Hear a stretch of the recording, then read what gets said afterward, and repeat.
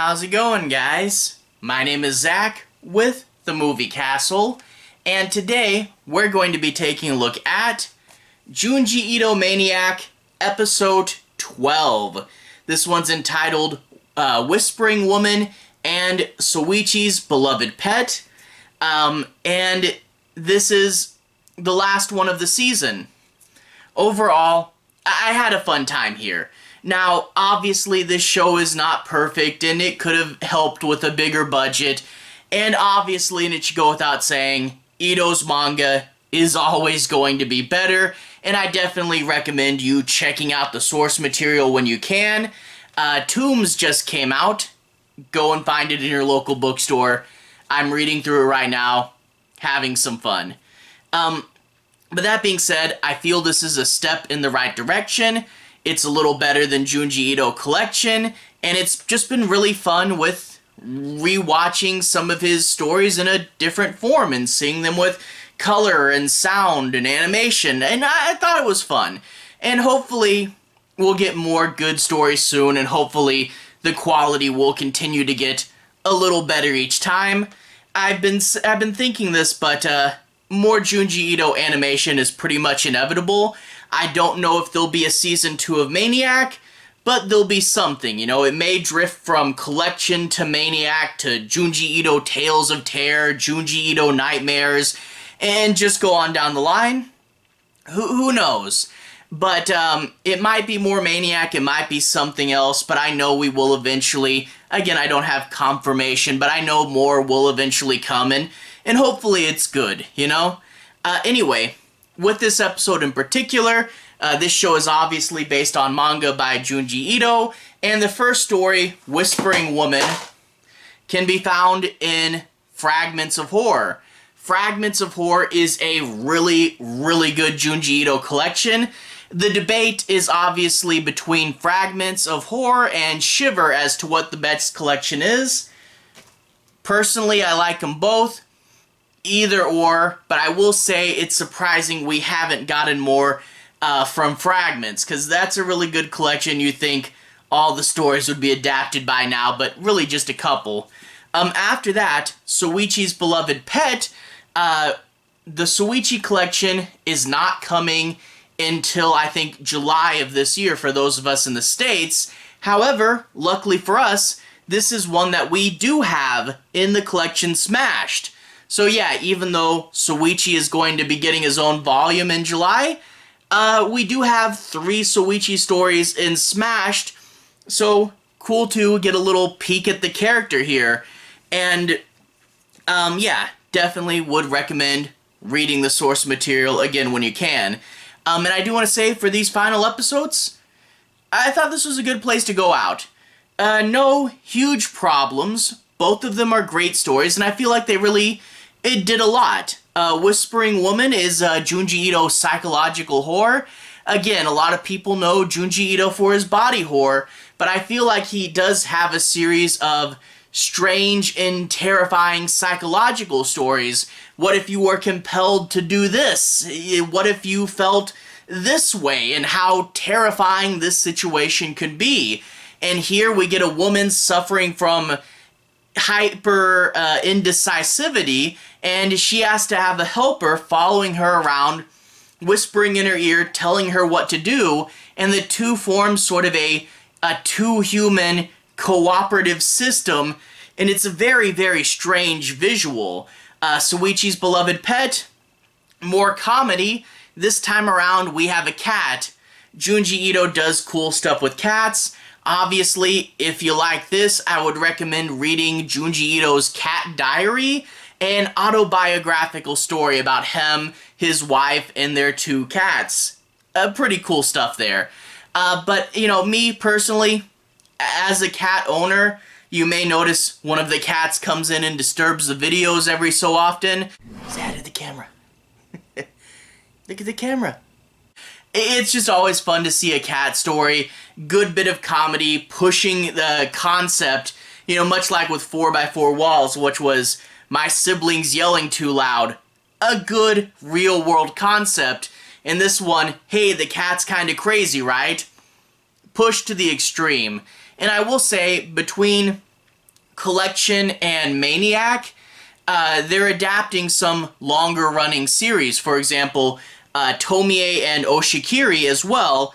But I think Soichi is coming out a little better because his stuff is naturally more anthology anyway. I think obviously it would have been better if Tomie, Oshikiri, and Suichi all had their own shows. But I think Soichi is coming out of the anthology process probably the best. Anyway, let's go ahead and talk more in depth about the two segments. I'm not going to be doing major spoilers, but I do want to break down and analyze things a little bit, say my point on the episodes, but again, no major spoilers. So I won't be covering the very ends. Anyway, we open up with Whispering Woman, a girl with hyper indecisivity, can't decide what to do.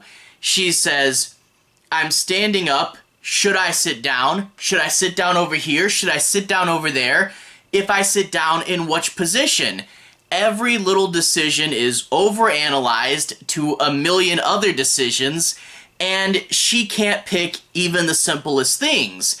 And I do have to say, if anyone has suffered from extreme indecisivity, obviously probably not to the point of the character in the story, you get where the horror is in this episode, and it does feel pretty scary. You know, the idea that someone could slip that far into indecisivity, that's pretty extreme. And I will say a few things with the original manga. In the original manga, you see the character, and you see all these little speech bubbles around her head, and that gives you the impression that, you know, she's thinking about all these things at once, and it's something that you can see and take in the whole panel at once before you read all the little things. And I think that expression, that hitting you all at once as a comic panel, it does work out better, because here, when they actually have to go through and say everything, it just takes more time and doesn't have the same initial shock value. Also, in the original manga, there is more of a backstory talking about how when the mother died, she shifted further and further into this way. And you do get more of a feeling, you know, talking more about going through all these other caregivers. It does have more weight, but obviously we have to move because it's anime. But the father of this girl hires a caregiver, says, we've lost several, it's hard to keep up with this job, it's just too much to tell her to do every little thing, but she takes to it.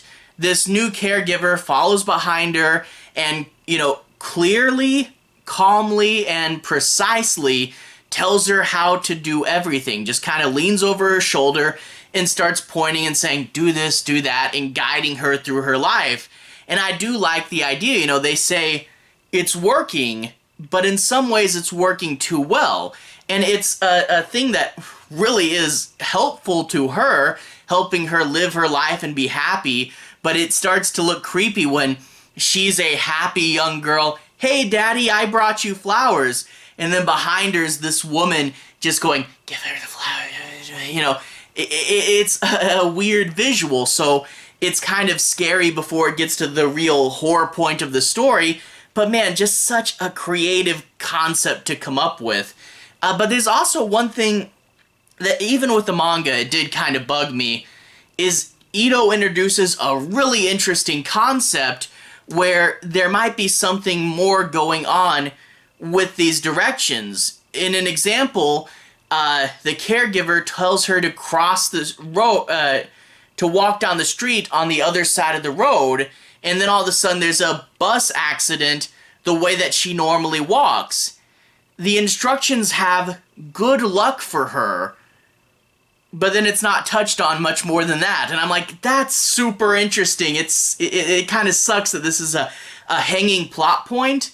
And maybe if we get a movie adaptation, we'll get to see this side of the story explored more, because I thought that was super interesting, and then it just kind of goes away. But anyway, we do also kind of move through time a little faster. There's a panel in the manga that's this big sort of montage panel where we get to see, you know, the two of them at dinner, and we get to see a funny little panel of the two of them in the teacup ride, and we get to see that she even has to help her in the shower, be like, okay, we gotta go through all this together. And you do get the idea that more time has passed, but whatever, again, anime, we gotta move fast. The father eventually says, you should take some time off, and she says, no, we both need this, and he decides to do a background check to see what her story is, and I won't go any farther than that.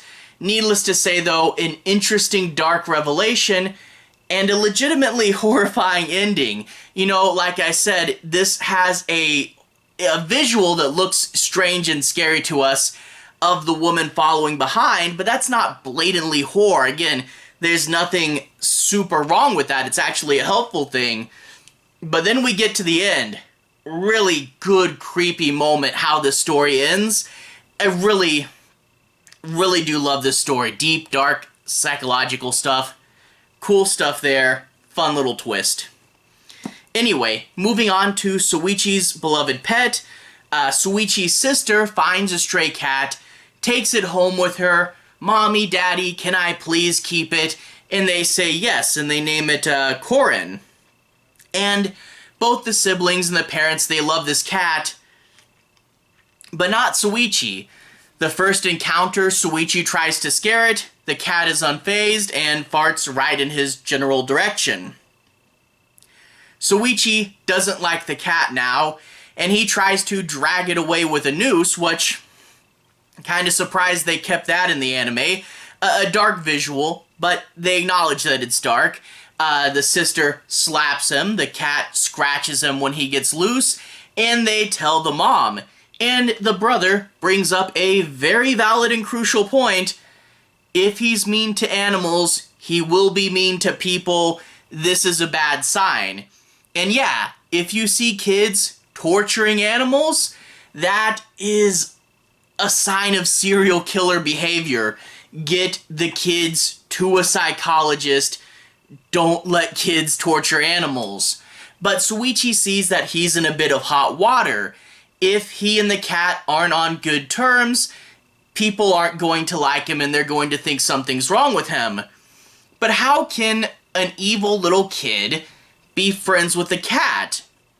Well, he's going to put a curse on the cat so that it's evil too, and then they can both be friends. And I really do like this concept. You know, cat owners know that cats are both nice and sweet, but also sometimes crazy.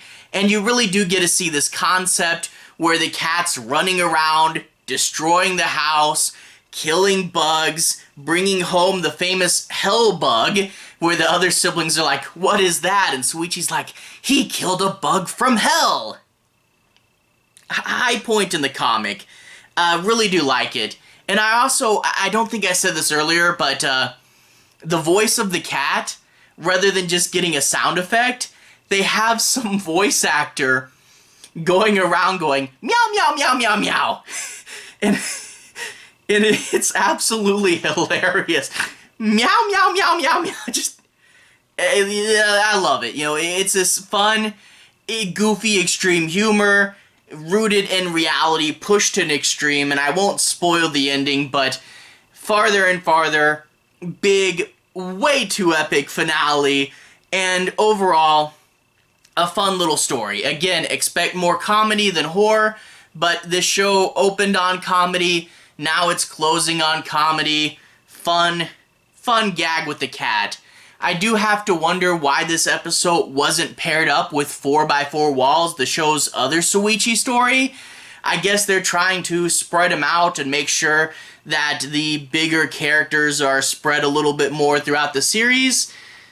I don't know, maybe it's spreading, maybe they felt that 2 Suichis back-to-back would be too much, I don't know.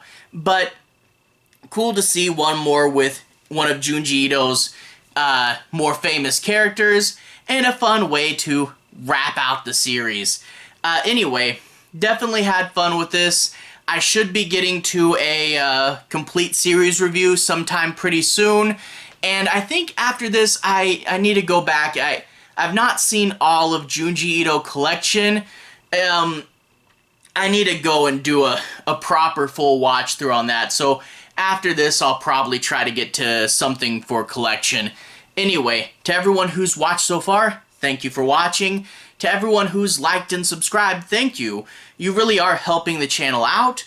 I'll leave a relevant playlist on the bottom. This should be my Junji Ito Maniac playlist, where you can see my reviews for all the past episodes of this series, as well as a manga guide, which I'll have to, in the comments, fill out the new stuff for Tombs. But anyway, have a good day. I'll see you guys again very, very soon.